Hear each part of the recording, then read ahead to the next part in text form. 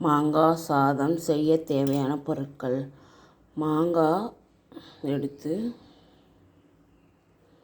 Cut பண்ணி எடுத்துக்கணும்.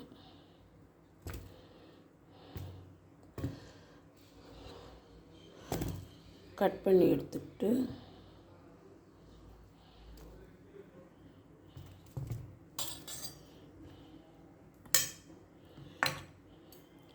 இதை காய் சீவுறதில் சீவி எடுத்துக்கணும்.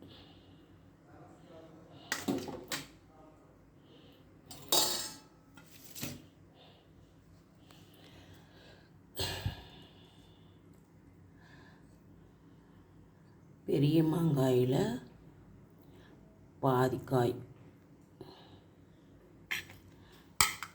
கடுகு, பச்சை மிளகா 5, கருவேப்பிலை, கொத்தமல்லி, சாதம்,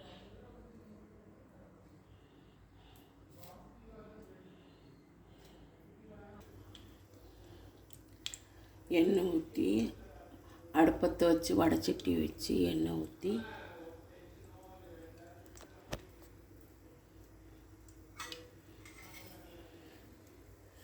கடுகு போட்டு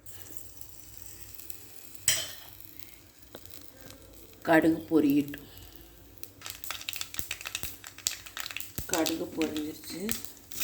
பச்சை மிளகா, கருவேப்பிலை,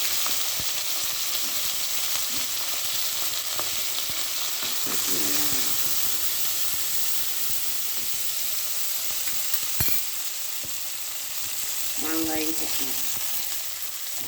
போட்டு மாங்காய் போட்டு நல்லா கிளறிட்டு நல்லா வணக்கிடணும். நல்லா வணங்கின பிறகு சாதத்தை போட்டு கிளறி இறக்குனா மாங்காய் சாதம் ரெடி.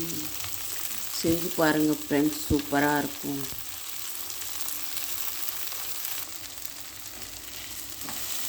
நல்லா எண்ணெய் ஊற்றி வணக்கணும். அதோட கொஞ்சம் மஞ்சத்தூள்,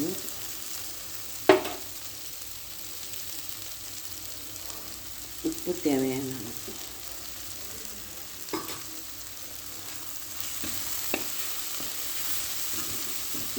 எண்ணெய் ஊற்றி தண்ணியெலாம் ஊற்றக்கூடாது. எண்ணெயிலேயே நல்லா வணக்கி விடணும். வணக்கின பிறகு சாதத்தை போட்டு கிளறி இறக்கணும். மாங்காய் சாதம் ரெடி. நிலக்கடலை பருப்பு வேணும், வறுத்து போட்டுக்கலாம். நான் போடலை, தேவைன்னா போட்டால் அது இன்னும் போட்டால் இன்னும் சூப்பராக இருக்கும். நிலக்கடலை பருப்பு வறுத்து போட்டால் சூப்பராக இருக்கும். எங்கள் குழந்தைங்களுக்கு அது வேண்டாம்பாங்கன்னு நான் போடலை.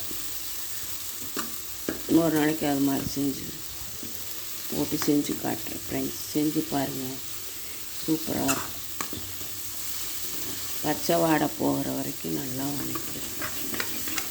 மஞ்சத்தூள் இருக்கும், மிளகா எல்லாமே.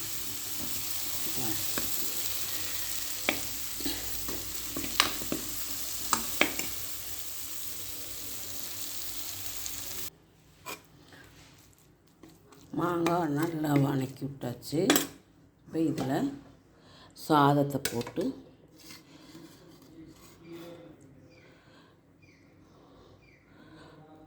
ஒரு டம்ளர் 300 கிராம் அரிசி, 300 கிராம் ஒரு டம்ளருக்கு வலியை எடுத்து சாதத்தை போட்டு பிரட்டிடணும். டிஃபன் பாக்ஸுக்கு குழந்தைங்க எல்லாமே விரும்பி சாப்பிடுவாங்க. சூப்பராக இருக்கும். செஞ்சு பாருங்கள் ஃப்ரெண்ட்ஸ், நல்லாயிருக்கும். காரம் வேணால் கம்மியாக போட்டுக்கோங்க. 3 மிளகா கூட போட்டுக்கலாம். இவங்க காரம் அதிகமாக சாப்பிடுவாங்க, நான் போட்டிருக்கேன். நீங்கள் பார்த்து போட்டுக்கோங்க. செஞ்சு பாருங்கள் ஃப்ரெண்ட்ஸ், நல்லாயிருக்கும். இங்கே பாருங்க, கிளறி